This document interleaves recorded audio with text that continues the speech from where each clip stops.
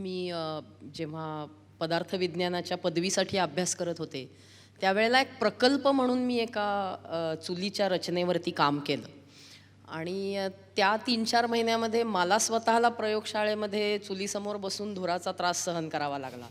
आणि त्यामुळे मला असं वाटलं, की ह्या एवढ्या ग्रामीण भागामध्ये महिला चुलीवरती स्वयंपाक करतात, त्यांना जो त्रास होतो आहे, तो कमी करण्यासाठी कुठेतरी आपल्या ज्ञानाचा आपण वापर केला पाहिजे. अशा प्रचंड उदात्त वगैरे विचारांनी भारून जाऊन मी ह्याच्यामध्ये पडले खरं तर.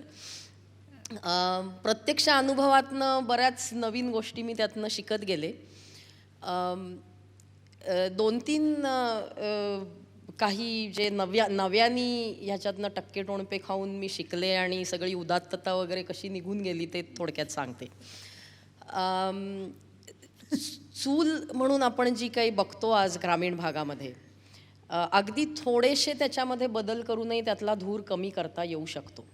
त्यामुळे साहजिक एक शास्त्रज्ञ म्हणून आपल्याला असं वाटतं की गेली कित्येकशे वर्ष लोक ही चूल वापरत आहेत. त्यांनी स्वतःचं डोकं वापरून ह्यात का नाही बदल केले धूर कमी करण्यासाठी? म्हणजे इतके का हे लोकांना ज्ञान नाहीये? म्हणजे आपण काहीतरी जाऊन त्यांना शिकवू शकतो आणि ह्या गरीब बिचाऱ्या अज्ञानी लोकांना आपण मदत करावी वगैरे वगैरे.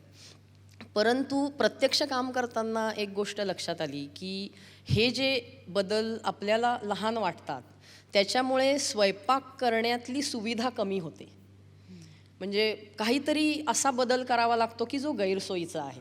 म्हणजे कार्यक्षमता वाढवण्यासाठी किंवा धूर कमी करण्यासाठी म्हणून तुम्ही जी रचना करता त्याच्यासाठी एकतर जो काय सरपण वापरलं जात असेल त्याचे तुकडे करायला पाहिजेत बारीक, किंवा वेळ लागतो जास्ती स्वयंपाक व्हायला, किंवा भाकरी होत नाही नीट, अशा काही अडचणी येत जातात. म्हणजे सोय करताना जी गैरसोय होते. त्यामुळे मग लोक ती वस्तू वापरत नाहीत. त्यामुळे झालं असं की एकंदरीत जी काय लोकांचं म्हणणं होतं की चुलीवरती ह्यासाठी संशोधन व्हायला पाहिजे की धूर कमी व्हावा, कार्यक्षमता वाढली म्हणजे लाकूड फाटा कमी लागेल, आणि असं सगळं बराचसा पैसा खर्च करून संशोधन करून आम्ही वस्तू बनवतो. ज्या लोकांपर्यंत ती पोचवायची आहे ते स्वतः तर काही पदरचे पैसे खर्च करून ती घेण्याच्या परिस्थितीत नसतात. त्यामुळे मग कुणीतरी डोनर एजन्सी म्हणा किंवा सरकारी कार्यक्रम ह्याच्यातनं ती त्यांच्यापर्यंत पोचते आणि मग पुढे काहीच घडत नाही. हे जेव्हा मला दिसायला लागलं तेव्हा मग मी लोकांना स्वयंपाक करता येईल आणि तरीही त्यातल्या त्यात आपण कसा धूर कमी करू शकू आणि कितपत कार्यक्षमता वाढवू शकू ह्या दृष्टीने काम करायला सुरुवात केली. त्याच्यात अडचण अशी यायला लागली की चूल तर आहे तिथे स्वयंपाक करणाऱ्या महिलांसाठी, परंतु पैसे देणारे कोणीतरी कुठल्या तरी वातानुकूलित कार्यालयात बसलेला माणूस, बरं, आणि तो फक्त जागतिक आरोग्य संघटनेचे अहवाल वगैरे वाचतो आहे की अशी हवेचा असा दर्जा असला पाहिजे घरामध्ये. त्यामुळे त्यांचे जे निकष आहेत तो दर्जा जर त्या चुलीनी गाठला तरच त्या चुलीला फंडिंग मिळणार आहे. बरं. पण मग तशी चूल वापरलीच जाणार नाहीये. अरेच्चा. हा जो सगळा पेच आहे त्याच्यातनं मग बाहेर पडण्यासाठी आम्ही काही लोकांनी मिळून फंडिंग एजन्सीजचं आपण प्रबोधन करूया ह्या दृष्टीने काम करायला सुरुवात केली. त्याच्यात एक मुद्दा असा पुढे आला की तुम्ही कार्यक्षमता आकड्यात मांडू शकता, तुम्ही प्रदूषणाची मात्रा आकड्यात मांडू शकता. एखादी चूल स्वयंपाक करण्याच्या दृष्टीने सोयीची आहे किंवा नाही हे आकड्यात कसं मांडायचं? कारण ते जर आकड्यात मांडता आलं नाही तर आम्ही निकष कसे लावणार? केवळ तुम्ही म्हणताय म्हणून त्या चुलीवर स्वयंपाक होतो ह्याला पण काही अर्थ नाही. म्हणून मग गेल्या एक 3-4 वर्षातली हे माझं काम आहे की ज्याच्यामध्ये चुलीवरती स्वयंपाक होतो म्हणजे काय आणि निर्धूर स्वयंपाक म्हणजे कशाला निर्धूर स्वयंपाक म्हणायचं ह्याचे आम्ही भारतभर वेगवेगळ्या ठिकाणी कार्यशाळा घेतली आम्ही एक 4-5 जणांच्या गटाने. त्यातनं आम्ही 21 निकष शोधून काढले आणि त्या सगळ्याचं मापन म्हणजे क्वांटिफिकेशन करण्याच्या पद्धती शोधून काढल्या. आणि त्यामुळे आता एक मेथडॉलॉजी तयार झालेली आहे की ज्याच्यामुळे आपण चुलीवरती त्याचा कार्यक्षमता, त्याच्यातनं होणारं प्रदूषण आणि स्वयंपाक करण्याची सुविधा हे सगळं आपण आकड्यामध्ये मांडू शकतो. बरं. म्हणजे आता इंग्रजीमध्ये एक असं वाक्य आहे की proof of the pudding is in its eating. हां, फळ म्हणजे ते सोपं आहे, हे इकडे त्याची निकष तयार करायची. तर हे एक महत्त्वाचं काम आता झालेलं आहे आणि आता ह्या निकषांवरती लोकांनी काम करावं ह्यासाठी आम्ही लोकांचे ट्रेनिंग्स घेतो, असे काही कामं चालू आहेत. दुसरीकडे चुलीच्याच निमित्ताने शेतातल्या काडी कचऱ्यापासून कोळसा तयार करण्याचं तंत्रज्ञान मी विकसित केलेलं होतं. त्याच्यातही सध्या नवीन काही गोष्टी चालू आहेत. आत्तापर्यंत आम्ही फक्त हा कोळसा लाकडी कोळशाला पर्यायी इंधन ह्या दृष्टीनेच त्याच्याकडे पाहत होतो.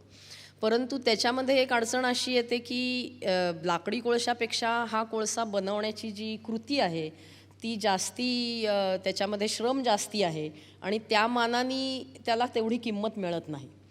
तर आता आम्ही हा जो कोळसा तयार होतो त्याच्याकडे कच्चा माल म्हणून पाहतो आणि त्याच्यापासनं इतर काही व्हॅल्यू ॲडेड प्रॉडक्ट्स तयार करतो. म्हणजे एकच उदाहरण देते मी की कोळशामध्ये एक असा गुणधर्म आहे की त्याच्यामध्ये एक सच्छिद्रता असते आणि त्यामुळे सेंद्रिय रेणू काय असते, पोरोसिटी असते, सच्छिद्रता असते. म्हणजे असं जरा मराठीत बोल ना. म्हणजे सच्छिद्रता वगैरे आम्हाला जरा फारच गडबड होती. तर त्याच्यामुळे त्याच्यात सेंद्रिय रेणू म्हणजे ऑर्गॅनिक मॉलिक्युल्स त्याच्यामध्ये शोषले जातात. तर म्हणजे कोळशाची पावडर जर तुम्ही संडास बाथरूममध्ये वगैरे ठेवली तर जे वास आहेत ते त्याच्यात शोषले जातात किंवा कुबट वास बंद कपाटात येतो तिथे ठेवली तर ते शोषले जातात. तर अशा प्रकारचा एक दुर्गंधीनाशक किंवा डिओडरायझर ज्याला आपण म्हणतो तो आम्ही आता कोळशापासून बनवतो आणि त्याच्यामुळे आम्ही कोळसा बनवणाऱ्यांना जास्ती पैसे देऊ शकतो. कारण रासायनिक जे डिओडरायझर्स आहेत त्याच्यामध्ये सुवास निर्माण करून दुर्गंधी झाकली जाते. ह्या डिओडरायझरमध्ये दुर्गंधी हवेतनं काढून घेतली जाते. हा त्याच्यामधला महत्वाचा फरक आहे.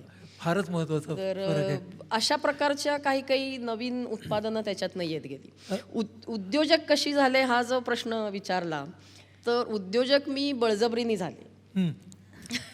म्हणजे एका प्रकल्पाचा भाग म्हणून आम्हाला चुली आणि शेगड्या विकणारा व्यवसाय असावा अशी एक अपेक्षा होती त्या प्रकल्पाचा भाग म्हणून. आणि जे तेव्हा असलेले व्यवसाय होते म्हणजे ही साधारण 2000च्या पहिल्या सुरुवातीच्या काळातली गोष्ट आहे. त्यावेळेला कुणीच चुली आणि शेगड्या विकणं ह्याला तयार नव्हतं.